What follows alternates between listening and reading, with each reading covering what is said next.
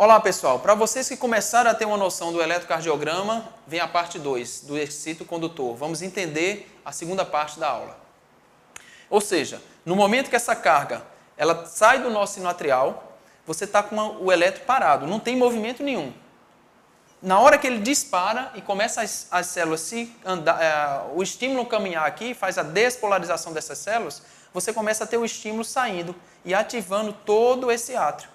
Então, no átrio, os átrios são ativados e isso representa a nossa onda P. É justamente o momento que esses átrios são ativados e a gente tem o movimento. No momento que não tem célula nenhuma funcionando, que não tem eletricidade passando, essas linhas ficam horizontais e elas não se movimentam. Entretanto, no momento que tem a despolarização, você tem movimento de íons, você percebe a diferença de potencial. Então, a onda P é tão somente a despolarização dos átrios, é o que representa no eletrocardiograma. Depois, lembre-se bem que depois disso, o estímulo vem para outro local, que é diferente do nosso sino atrial, é o átrio ventricular. Mas ele fica parado aqui. Ó. E se para, a gente vê que é um espaço que não tem movimento. É um espaço que é um segmento que a gente chama de PR, que vai do P para o R aqui. Esse segmento PR não tem movimento, é porque ele está parado aqui no nódulo. Por que para? A gente vai discutir daqui a pouco, mas é para dar tempo encher o ventrículo. Tá? Depois de sair desse momento, a gente tem um momento que ele vai começar a descer o estímulo aqui nessa corrente. É o momento que ele vai despolarizar aqui e vai começar a descer. Mas a célula ainda não foi estimulada. Então você está chegando aqui o momento de despolarizar. E nessa hora que a gente está descendo pelo feixe de His, esse estímulo também fica um pouco parado. Entretanto, no momento que você começa agora a jogar o estímulo aqui para as fibras de Purkinje, é o momento final. Ou seja, é o momento que vai realmente ativar agora os íons dentro dos músculos. E vocês vejam que agora começa a ter um primeiro movimento. Na hora que despolariza mesmo esses ventrículos, que eles têm a eletricidade total, que estimulou a passagem dos ventrículos, aí você vê o complexo QRS. Ou seja, a onda P é menor do que o QRS porque o número de células envolvidas era menor, a carga muscular também daqui é menor. Entretanto, nos ventrículos é a potência máxima. E aí a gente tem o QRS, que justifica a despolarização dos ventrículos e você tem a formação desse complexo padrão em todos os eletrocardiogramas.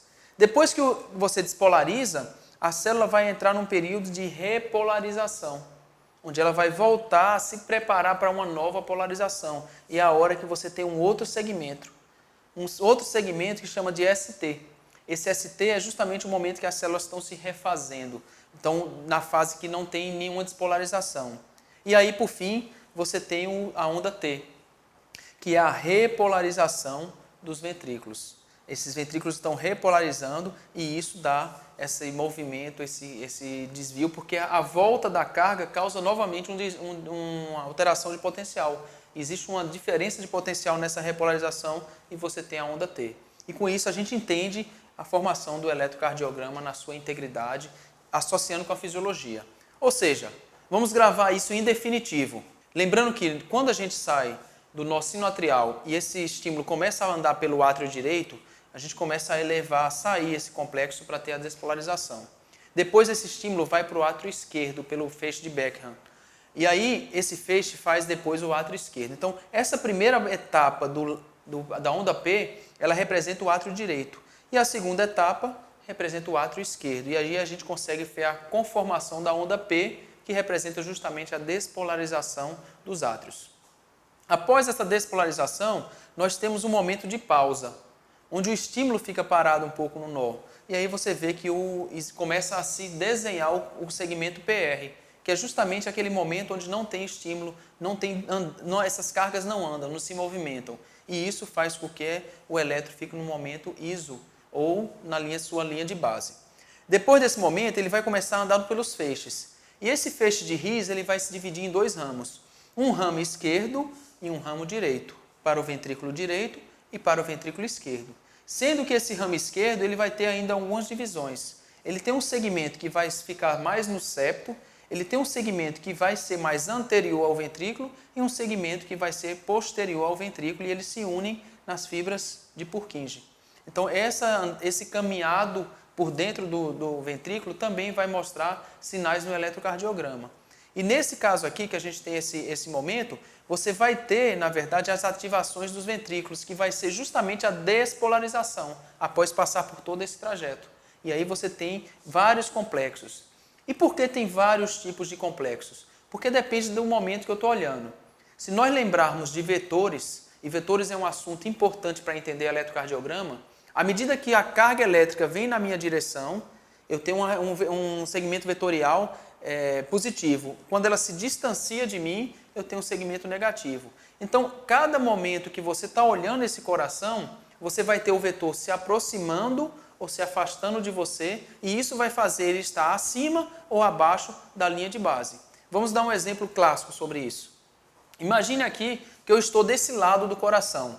No momento que eu estou desse lado do coração, as cargas que estão indo para o lado esquerdo, elas é como se fosse negativa. E as cargas que estão indo para o lado direito, elas são mais positivas. Como o ventrículo direito tem menos células musculares, tem menos fortaleza, menos força, você vai ter que esse lado positivo vai ser menor e o lado negativo vai ser maior.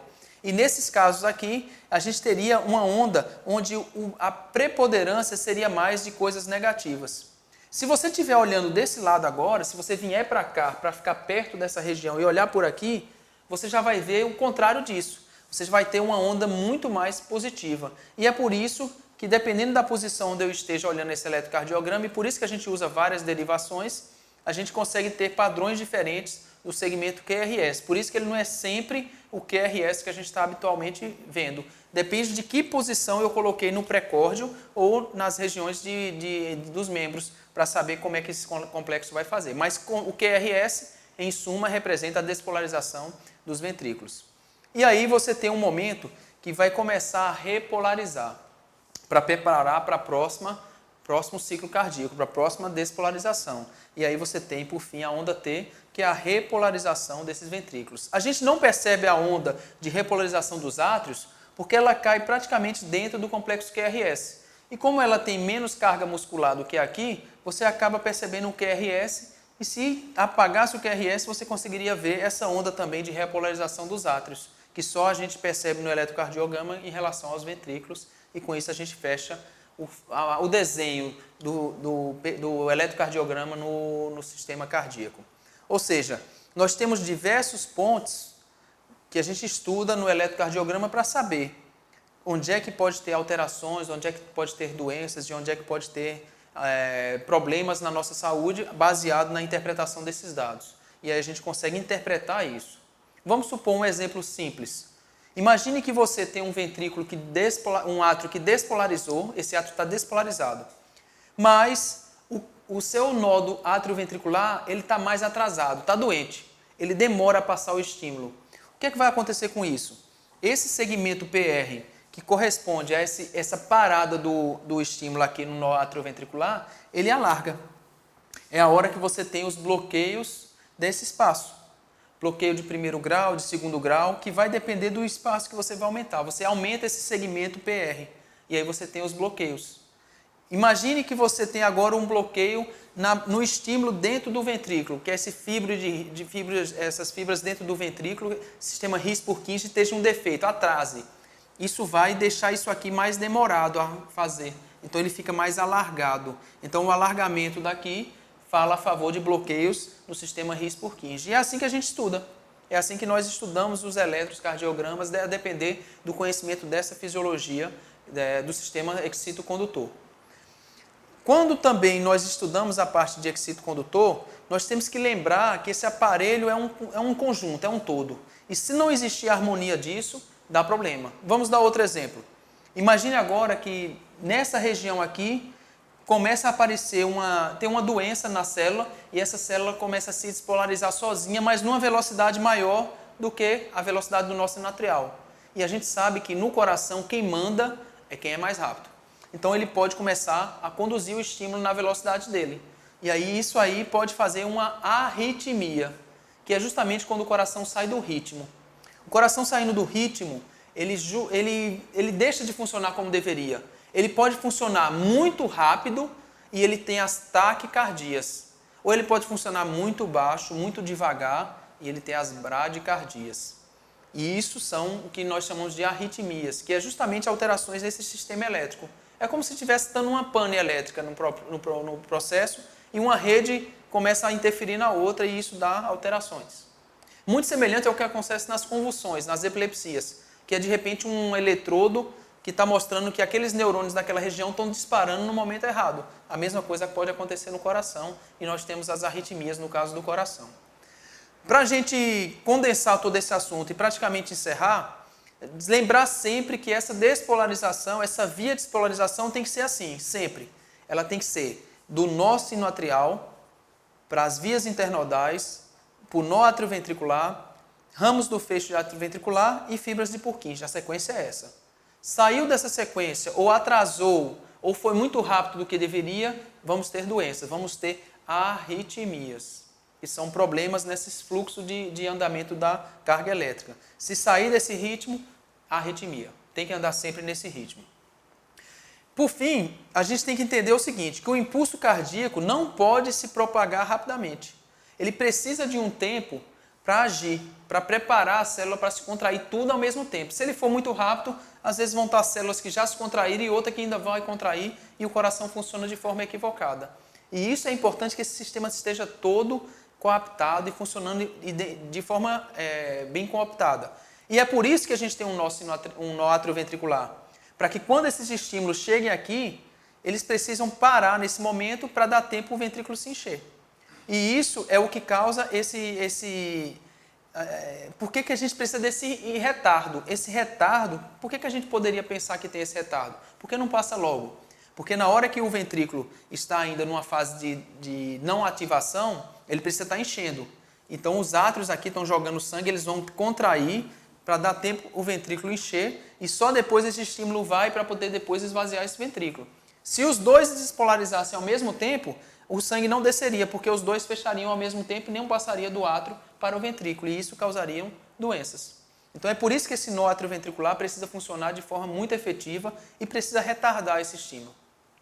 Se nós olharmos essa figura, você vê que vai diminuindo, vai retardando, vai demorando mais para passar esse estímulo por aqui. Para que possa dar tempo o sangue entrar no átrio, passar para o ventrículo, ele se encher para depois contrair. Se contrair rápido, não dá tempo o enchimento acontecer de forma adequada. Então é por isso que a velocidade vai caindo, para que possa dar tempo o coração se preparar para a contração efetiva e a contração realmente que cause melhora disso. Então as células do nó sinoatrial não são as únicas células do miocárdio com automaticidade. As outras células também têm. E no momento que morre o nó sinoatrial, elas vão comandar. Se a gente perdeu o nó atrioventricular e o sinoatrial, as de His seguram. E por fim, a de Purkinje. Ou seja, no momento que a gente tem essas fibras aqui, His, Purkinje comandando, nós estamos muito perigosos, estamos perto de falhar esse coração. É a hora de correr. Se alguém tem com uma frequência cardíaca abaixo de 40, urgência, tem que botar um implante de um marca-passo, porque esse nó sinoatrial ele parou de funcionar. Ok? Então isso é importante para manter o padrão de marca-passo funcionando do coração de forma adequada. Esse é o assunto praticamente para a gente finalizar a aula. A aula, na verdade, praticamente para aqui. Lembre-se que o sistema nervoso autônomo, simpático e parasimpático, eles atuam no coração por meio de nervos. O sistema simpático ele vem pelas cadeias do nervo simpático e ele atua muito mais no ventrículo. O simpático ele prepara a gente para a guerra, para a luta. Na hora que você precisa correr de uma situação de estresse, se defender, é o simpático que atua. É ele que faz a gente se defender na hora da guerra. Ou a gente vai para o confronto ou corre, mas ele prepara a gente para isso. E para isso a gente tem que ter oxigenação, o sangue tem que estar preparado para aquilo e quem nos dá muita oxigenação é o ventrículo. É o ventrículo que manda esse estímulo. Em contrapartida, quando nós temos o estímulo do parasimpático, e o parasimpático vem pelo vago, ele atua mais nos átrios, no nó sinoatrial, ele tenta parar mais o coração. Por isso que ele atua nesses locais que são quem dão o ritmo ao coração. Eles tentam bloquear o nó atrioventricular e o sinoatrial, para que bata mais lento. E o parasimpático nos prepara para repousar, para descansar. É o período que a gente se refaz para uma próxima luta. É o parasimpático atuando. Então percebam que a inervação no coração, ele só acelera ou diminui a velocidade do funcionamento. Ele jamais é quem faz o coração bater. Quem faz o coração bater são as próprias células do coração. Ele tem automaticidade, ele é quem manda nele mesmo. Ninguém manda nele. Só pode interferir para mais ou para menos, mas jamais mandar. Tanto é que se você tirar o coração de alguém, e ele vai bater fora do peito por algum tempo, porque ele mantém sua automaticidade até que essas células percam o fluxo sanguíneo e realmente morram. Mas ele bate sozinho se tirar ele do peito, tá? Justamente porque esses nervos só interferem, não controlam. E se a gente pegar o sistema nervoso simpático, temos que gravar esses efeitos aqui. O que o simpático faz? Ele faz o coração aumentar a sua velocidade. Porque lembre-se, se o coração bater mais rápido, vai mais fluxo de sangue. Eu penso melhor e me defendo. Jogo sangue para os músculos para eu correr. Ele também faz o coração aumentar a condutibilidade, que a gente chama de efeito dromotrópico. Aqui seria o cronotrópico, que é o tempo. Aqui, dromotrópico é a condução. Naquele sistema His-Purkinje, nódulo sinoatrial, ele correr mais rápido para acelerar e ganhar mais a frequência. E, por fim, ele aumenta a contratilidade miocárdica. É o efeito do músculo contrair com mais força. Ele bate mais rápido e ainda tem mais força. E é o simpático que faz isso, é um efeito positivo do simpático, que é o efeito inotrópico, que é justamente aumentar a força de coração. Ao contrário do parasimpático, que dá um efeito negativo. Ele diminui a frequência, diminui a condução e diminui a contratilidade cardíaca para o momento que a gente quer repousar, dormir, é ele que vai atuar. Você se alimenta e após os alimentos dá aquela moleza, aquele sono, que é justamente o parasimpático atuando, para te deixar repousando e você reconstituir suas energias para quando for precisar de novo delas, usar com toda a garra e toda a energia as tuas forças do simpático. E aí, isso existe receptores diferentes do simpático e do parasimpático. Lembrar sempre que no coração, os principais receptores são os beta para o sistema nervoso simpático. O sistema beta, e aí a gente tem beta 1 e beta 2, na verdade, e beta 3. Mas no coração, o mais importante é o beta 1, que é justamente a atuação do simpático. Quando o beta 1 atua, acelera, aumenta a contração, aumenta a condutância, que é os efeitos cronotrópico, dromotrópico e inotrópico. São feitos pelo sistema nervoso autônomo simpático. Ao contrário do parasimpático, que inverte todo esse mecanismo e todo o sistema para que o coração bata mais lento e mais devagar. Para a gente levar isso para a vida, a gente vê que quando a pessoa tem um ritmo normal, o batimento normal, que seria de 60 a 100, na hora que ele entra numa estimulação simpática, esse estímulo passa a ser mais rápido. Na hora que ele tem uma estimulação parasimpática, o estímulo passa a ser mais lento. E isso é o que esses sistemas fazem no coração, mas a automaticidade só depende do coração, eles não conseguem manter isso. Então você pode ter uma estimulação até máxima simpática, que é justamente aquilo que se usa nas academias, quando as pessoas dizem assim, olha, bota aquele aparelho para ver a tua frequência cardíaca, porque você, na tua idade, tem um limite até tanto, que é a tua estimulação simpática máxima. Acima disso, você pode ter lesão do teu coração. E isso é trabalhado justamente pensando no sistema nervoso simpático, que faz essa estimulação normal até máxima, ou seja, o teu coração pode trabalhar sobre carga. E aí eu deixo esse último slide para estimular vocês. O estudo tem que ser treino, tem que treinar todo dia. Quem quer ganhar uma maratona tem que treinar. Então tem que olhar eletro, tem que ver eletro, tem que ver os padrões, tem que buscar entender esses eletros, tem que entender fisiologia cardíaca para um dia dominar o eletrocardiograma. Então vamos nos ver em outras aulas discutindo outros temas e até logo.